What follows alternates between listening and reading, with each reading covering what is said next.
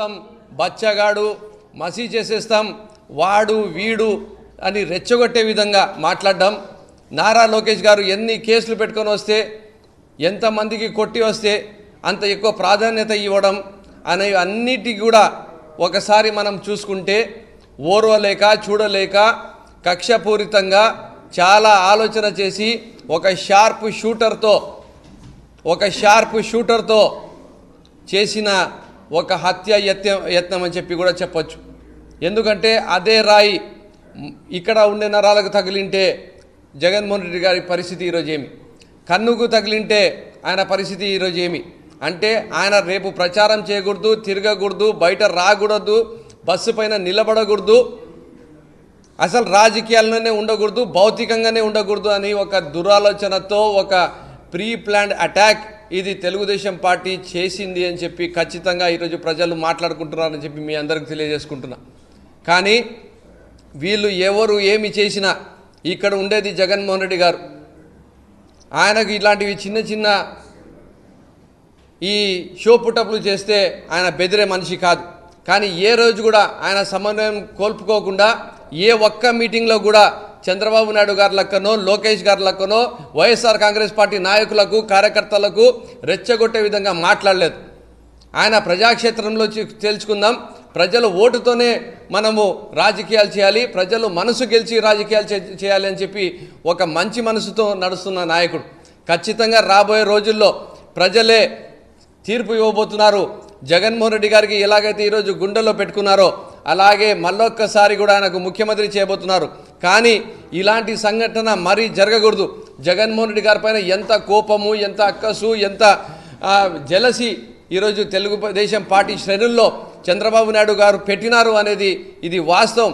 దీనిపైన ఖచ్చితంగా కఠినమైన చర్యలు తీసుకోవాలి.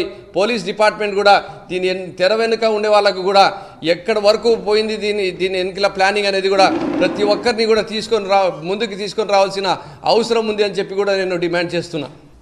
ఈరోజు ఒక దుర్దినంగా భావించాలి ఆంధ్ర రాష్ట్ర ప్రజలందరూ కూడా. ఎందుకంటే మన గౌరవ ముఖ్యమంత్రి జగన్మోహన్ రెడ్డి గారి సంక్షేమ సుపరిపాలన, ఈ 5 సంవత్సరాల సుపరిపాలనలో ఆంధ్ర రాష్ట్ర ప్రజలందరూ కూడా ఎంతో సంతోషంగా ఆనందంగా పేద ప్రజలందరినీ కూడా ఒక దేశానికే ఒక ఆదర్శంగా ముఖ్యమంత్రి 5 సంవత్సరాలు పరిపాలన చేశారు.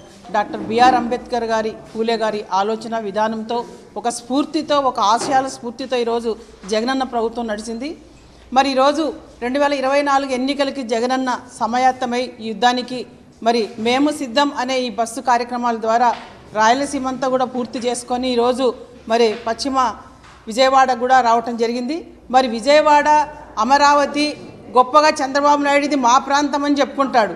మరి చంద్రబాబు నాయుడు మా ప్రాంతం అని చెప్పుకునే చంద్రబాబు నాయుడికి ప్రజలు ఎలాంటి తీర్పు ఇచ్చారంటే అసలు ఒక జైత్రయాత్రలాగా, ఒక వెల్లువలాగా పెద్ద ఎత్తున వేలాది లక్షలాది మంది నిన్న జగనన్నకి తండోపతండాలుగా వర్షం వస్తున్నా గాలివాన ఉన్నా కూడా లెక్క చేయకుండా ప్రజలు నిలబడి జగనన్నకి మద్దతు తెలుపుతుంటే ఇవన్నీ చూసి ఓర్చుకోలేనటువంటి చంద్రబాబు నాయుడు, ఈ కూటమి, పవన్ కళ్యాణ్, బీజేపీ ఇవన్నీ కూడా కుట్రలో భాగంగానే జగనన్నపై నిన్న హత్యాయత్నం చేయడం, ప్రజాస్వామ్యంలో మరి హింసకి తావు లేదనేది చంద్రబాబు నాయుడు గుర్తుపెట్టుకోవాలి.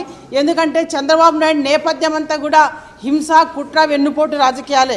ఎందుకంటే రామారావు గారు బిడ్డనిచ్చినటువంటి రామారావునే లెక్క చేయకుండా మరి వెన్నుపోటు పొడిచి ఆయనని హత్య చేసినటువంటి దుర్మార్గుడు చంద్రబాబు నాయుడు.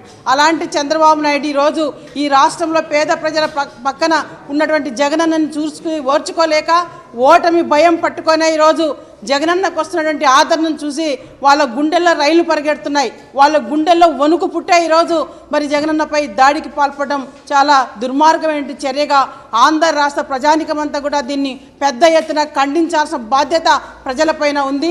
ఎందుకంటే రాజకీయాల్లో పరస్పర ఒక గౌరవంగా పరస్పర సహకారం చేసుకోవాలి. కానీ ఇలాంటి హింసా రాజకీయాలకి మరి పాల్పడి హింస ద్వారానే ఏదో భయపెట్టి రాజకీయాలు చేయాలని చంద్రబాబు నాయుడు చూస్తే రాష్ట్ర ప్రజలు చంద్రబాబు నాయుడు పార్టీకి, చంద్రబాబు నాయుడికి 2024లో ఖచ్చితంగా పార్టీని సమాజ్ అయిపోతున్నారనేది కూడా చంద్రబాబు నాయుడు గుర్తుపెట్టుకోవాలని చెప్పి కూడా నేను ఈ సందర్భంగా చంద్రబాబు నాయుడిని హెచ్చరిస్తాను.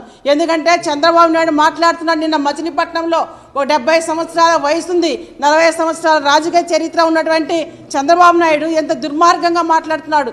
కళ్ళెర్ర చేయండి అంటున్నారు. ఎవరి మీద కళ్ళెర్ర చేయాలి? చంద్రబాబు నాయుడు, నీవు చేసినటువంటి దుర్మార్గమైనటువంటి రాజకీయాలపైన నీపైన ప్రజలు కళ్ళెర్ర చేస్తారు చంద్రబాబు నాయుడు. మీరు అది గుర్తుపెట్టుకోండి. జగనన్నని సమాధి చేసి సీసం పోసి కంకర కట్టాలని మాట్లాడుతున్నాడు చంద్రబాబు నాయుడు. ఎంత దుర్మార్గమైన మాటలు ఇవి. మీ దుర్మార్గమైన మాటల్లో భాగంగానే నిన్న జరిగినటువంటి హత్య కుట్ర ప్రయత్నం అని కూడా ప్రజలందరూ కూడా గుర్తించాలి. చంద్రబాబు నాయుడు తన రాజకీయ ఎన్నికల్లో భాగంగా ఎలాంటి మాటలు మాట్లాడుతున్నాడు?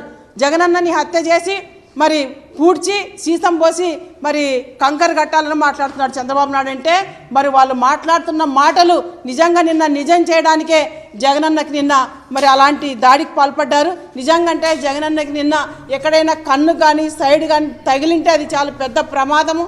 మరి ఏం జరిగేదో కూడా తెలియని పరిస్థితి. ఇలాంటి దాడులకు పాల్పడుతూ